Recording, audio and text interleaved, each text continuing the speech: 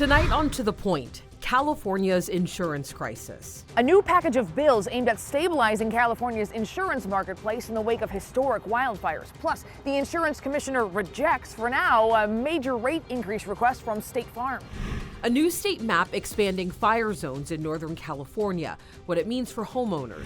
It's still been a messy day for this year with the tail end of this latest weather system pulling through. A little break tomorrow, tracking more showers for Sunday.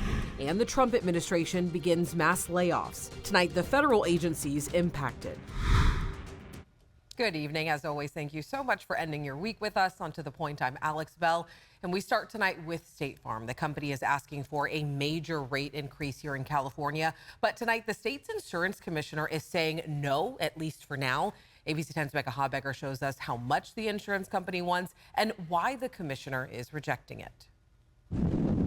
Following last month's devastating and deadly Southern California wildfires, State Farm General Insurance Company said as of February 1st, it had already received more than 8,700 claims and paid out more than $1 billion to customers, with significantly more money still to be paid, saying these fires will be the costliest disasters in the history of State Farm General. That's why on February 3rd, State Farm asked Insurance Commissioner Ricardo Lara to approve an emergency rate increase to become effective May 1st of, on average, 22% for homeowners insurance, 15% for renters and condo owners, and 38% for landlord insurance. But on Friday, Commissioner Lara sent this response rejecting State Farm's request for now, saying he needs them to answer more questions, that they didn't meet the burden of proof required under California's Prop 103 to show they need this emergency rate increase. He points out State Farm received a 6.9% average increase in 2022 and 2023,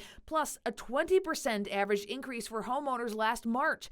Then in June, State Farm asked for a much bigger increase of 30% for homeowners and 42% for renters and condo owners. That request is still pending. State Farm says its financial solvency is at stake, telling ABC 10 in a statement Friday, in part, while we're positioned to handle all of the claims associated with the most recent wildfires, State Farm General must seriously consider its options within the California insurance market going forward. Lara has set an informal, in-person meeting between himself, State Farm, and consumer group Consumer Watchdog on February 26th. In other insurance news, the insurance commissioner has come out in support of 10 new bills aimed at stabilizing California's insurance marketplace and protecting homeowners from wildfires. We need to make sure that claims are being paid quickly, fully, and fairly. Deputy Insurance Commissioner Michael Soller says the bills range from creating a grant program to help homeowners install fire-resistant roofs to something called the Eliminate the List Act, which would require insurance companies to pay wildfire survivors who lose their home 100% of their contents coverage without needing a detailed inventory list. So that you could get 100% of your personal contents without having to do that inventory in a disaster situation. Becca Habegger, ABC 10. And this week, CAL FIRE released this new map expanding hazardous fire zones here in Northern California. And it's all part of Governor Newsom's executive orders following the Los Angeles fires. But what does all this mean for homeowners? Tonight, ABC 10's Jeannie Nguyen breaks it down. Updated for the first time since 2007, CAL FIRE released a new fire hazard severity zone map. It's part of Governor Gavin Newsom's recent executive order to adapt to future extreme fire events. They incorporate different factors that include weather data, topography, fire history, and all of that gives us a long-term view of that area's overall fire hazard. State Fire Marshal CAL FIRE's Daniel Berlant says updating the new map is now possible due to new technology. The new map shows many counties growing in very high hazard acreage. In 2011, Lake County only had 5 acres considered very high hazard. In 2025, it jumped to 10,881 acres. We believe these maps not only are more accurate based on new science and data, but also are depicting more accurately the conditions we have been experiencing for several years now. As part of the governor's executive order, homes built in the areas deemed very high fire hazard would be required to adhere to wildfire resilient building codes. CAL FIRE emphasizes these codes are mainly for new builds, but existing homeowners should create defensible space. Having 100 feet of defensible space doesn't mean you're removing all the trees and removing all your plants. It means you're spacing them. You're removing the dead or dying vegetation. CAL FIRE emphasized this hazard map is different from risk maps. Those are what home insurance companies typically use to write policies. CAL FIRE says the new hazard map should not tie into insurance. They have their own databases that they use that establish eligibility and pricing for insurance coverage. United Policyholders, a nonprofit aimed at helping homeowners with insurance policy issues, agrees. The organization says this new hazard map will help guide homeowners making their homes more fire resilient as insurance companies calculate risk. Insurers are less likely to write a higher risk home and are likely to charge less premium for a home that has done the mitigations. In Sacramento, Jeannie Nguyen, ABC 10. And right now, CAL FIRE has only released the Northern California portions of the maps. Over the next 2 months, CAL FIRE will release the rest of the state by regions, and the hazard map is expected to be updated every 5 years. And if you do want to see the map for yourself, we do have a link on our website right now at abc10.com. And on to the point, we have spent months digging into the home insurance crisis. We've been hearing from homeowners, Congress members, and the insurance commissioner himself about how we got to this point and what could be done to help. So you can stream this special investigation right now on the ABC 10 Plus TV streaming app. You can download it straight to your TV. Tonight, in Your Voice, Your Vote, a new poll found that a new poll from Emerson College, finds that a majority of primary voters would support former Vice President Kamala Harris if she ran for governor in 2026.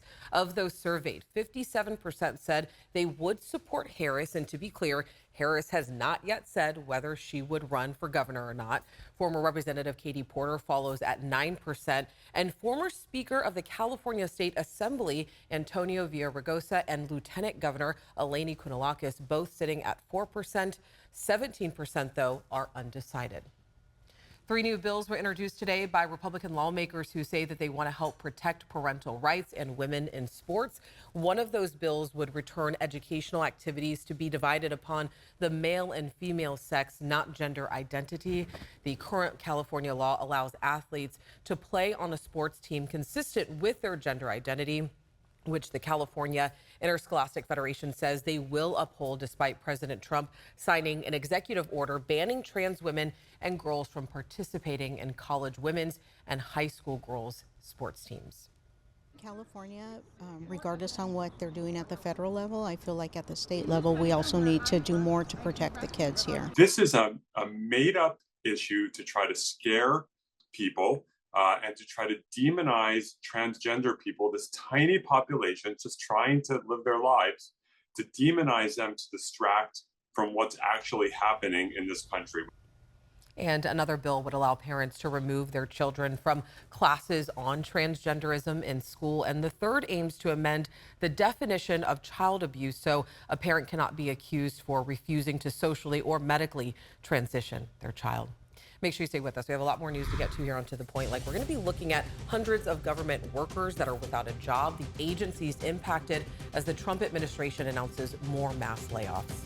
We're heading into a 3-day weekend, seeing some clearing from our latest storm, another one on the move, how that will impact our 3-day outlook. And later on the Backroads, a winter adventure. We're going to take you up to Tahoe to see some snowmobiling and tubing.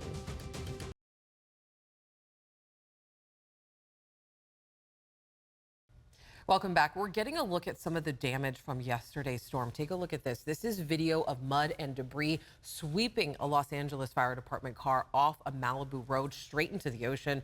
A fire crew member was inside and was fortunately able to exit the car and reach safety.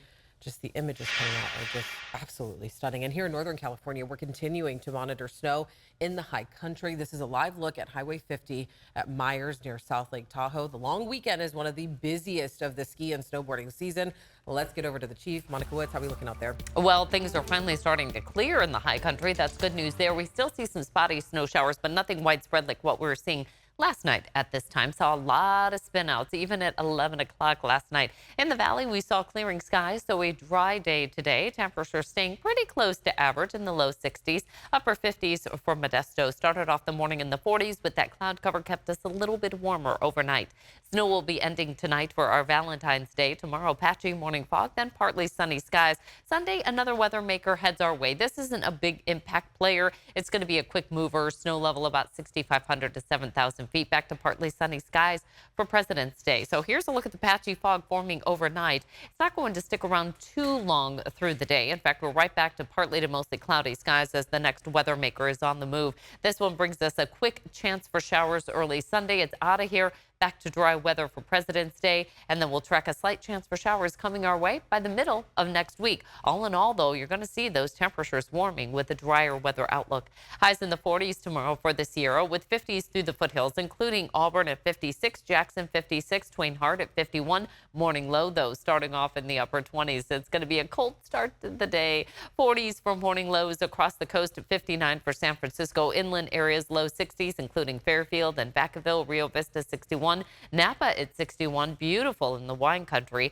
Our highs throughout the Central Valley will be in the upper 50s to lower 60s, including Manteca at 61, Roseville 59, Yuba City at 61, Modesto at 58, and Turlock at 60 tomorrow.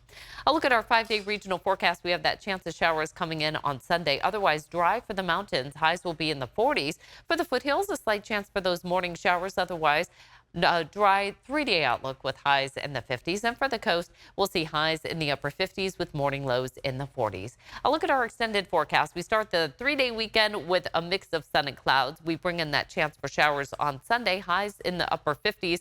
On President's Day, Monday, the day off, 60 degrees, mostly sunny skies, and we'll continue to see our warming trend unfold here all the way through next week with highs back near 70. All right, Monica, thank you. Next, on to the point, the Trump administration laying off hundreds of federal employees tonight. Who's impacted? Plus, the new executive order seeking to block federal funds to schools and universities with COVID mandates.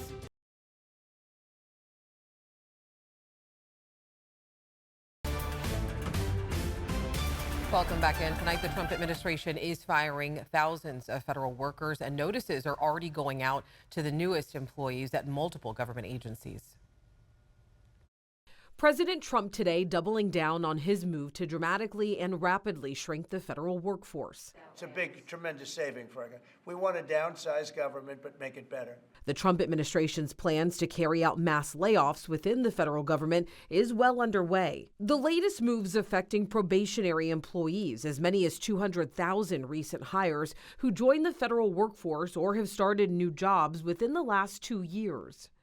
We're relying on this job, and we're qualified for this job, and yet we're losing it just because we're under a year. Some notified by email, some by this audio message obtained by ABC News from acting director at the Office of Personnel Management. You will receive your termination notice via email shortly, and it will include the reason for termination. Sources say thousands of employees were fired yesterday across numerous agencies, including the Department of Education, the VA, the Small Business Administration, and the Consumer Financial Protection Bureau. But the judge today hearing a suit filed by a group of unions seeking to block the mass firings at CFPB. Federal workers across the nation, we keep the country running. This plus a new lawsuit from 14 states aimed at stopping Elon Musk and his new Department of Government Efficiency from making funding decisions to overhaul federal agencies, including asking for a pause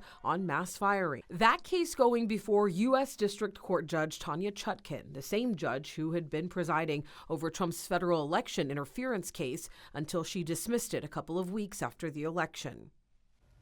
And ABC News has learned hundreds of workers at the agency responsible for maintaining the U.S. nuclear stockpile were also impacted by these layoffs. But the agency quickly tried to pause those layoffs out of concerns over national security. Schools, colleges, and states that require students to be immunized against COVID-19 may be at risk of losing federal funding under a White House order signed by President Trump today.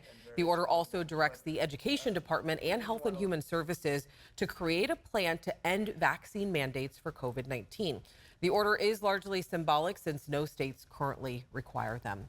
Over on the ABC 10 Plus TV streaming app, we are breaking down this week's political headlines. I sat down with a California Democrat and Republican political insiders. Here's one moment from us talking about Elon Musk and Doge's approach to federal cuts.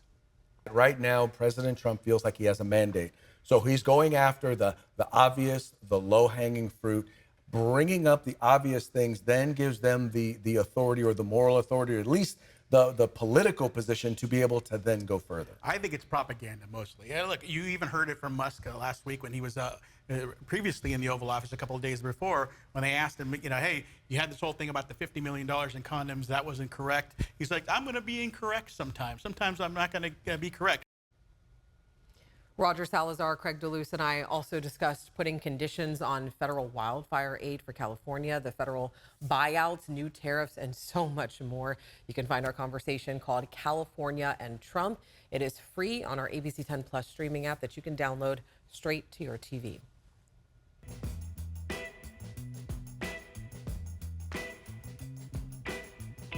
All right, and it is time for another trip on the back road. Tonight, John Bartel is taking us to Lake Tahoe to do a little snowmobiling. When the snow falls at Lake Tahoe, the rip-roar of snowmobile engines resonates through the air in State Line, Nevada. Well, if you thought snowmobiling was an extreme motorsport only for the wild and crazy, think again. You want to get that weight over onto the left. Yeah, just like that, a little further. Okay. Yeah, there you go. That's it. That's it. Zachary Gordon's a manager at Tahoe Snowmobile and Tubing, which is a decades-old company, and he's made his living out of teaching people just like me how to snowmobile. What, this tops out at what, like 120 or? Yeah, yep. Fully like ungoverned, they'll do about 120 miles an hour. Is that what we're gonna do today? Probably not. Okay. Though these snowmobiles can go fast here at the groomed track at Lake Tahoe, these snowmobiles are governed, meaning the top speed is about 25 to 30 miles per hour. You gotta be careful, believe it or not. They're a 500-pound machine, and if you come into these turns with not the right, weight distribution, they'll roll on you real easy. Once you get the hang of driving these things, Zach likes to show off the local history, which he'll be passing by. Back in the 1800s, the Pony Express came right through here. It was one of the mail stops. Zach says before the casinos, the restaurants, and the tourism, this area was only visited by homesteaders and ranchers. So originally, as you can see next to us here, this was used for cattle grazing and all that kind of stuff. And a lot of the original stuff is still here. The snowmobile track is built on the Park family property, who for generations used this land to ranch cattle. Adjacent to the track, you can see the historic ranch-style home they built generations ago. Zach says the family still does a little ranching and land preservation in Nevada. Everything's built except for this area. So what the Park family did was they deemed it for recreation only from here down. Well, if snowmobiling didn't get your blood pumping, you might want to try the other attraction at Tahoe Snowmobile and Tubing. We're gonna hit like what, Mach 2 or 3? Or? Yeah, just let me know when you start getting scared and I'll pull the chute. Okay, gotcha. Oh my God! The tubing hill was specially designed for racing. Multiple lanes allow sledders to get to the bottom of the hill in the fastest way possible. And if the snow starts to melt, Zach says he can make more with their state-of-the-art snow factory, which makes new snow overnight. So this is just like a massive snow cone maker. Basically, yes. Yep. Yeah, you can run it right in the summer and have snow cones all day long. There is, however, a downside to the tubing hill. There's no chairlift to the top. This is definitely the worst part about sledding right here. Yeah. Once you're all worn out, consider resting and munching on some s'mores in the romantic see-through snow globe igloo. Very romantic. We're fully booked for for Valentine's Day right now. Well, here at Lake Tahoe, snowmobile and tubing, there's no business like snow business. Snowmobiling at Lake Tahoe. I'm John Bartel. Hope to see you on the Backroads. John Bartel is making us jealous and having so much fun. And if you want to check out more Bartel's Backroad destinations, make sure you download our free ABC 10 Plus streaming app. You can download it straight to your TV.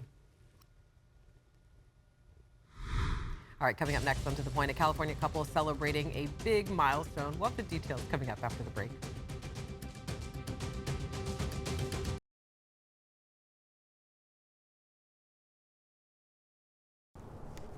Happy Valentine's Day, man. Happy Valentine. Love you. I love you too. It was a special honor today for a California couple, Julian and Connie Quesada. They were crowned the king and queen of Somerset at their senior living facility. The two have been together for 75 years, and they have 2 children, one of them who was born on Valentine's Day. They say their secret is to always agree with each other. I think the idea is to be nice to one another every day. And the couple says that they have not had a fight. They have never had a fight, actually, in 75 years. Of course, we wish them many, many more. As always, thank you so much for watching and inviting us into your home. If you have something we should be looking into, reach out to me and the team. I'll see you on Monday.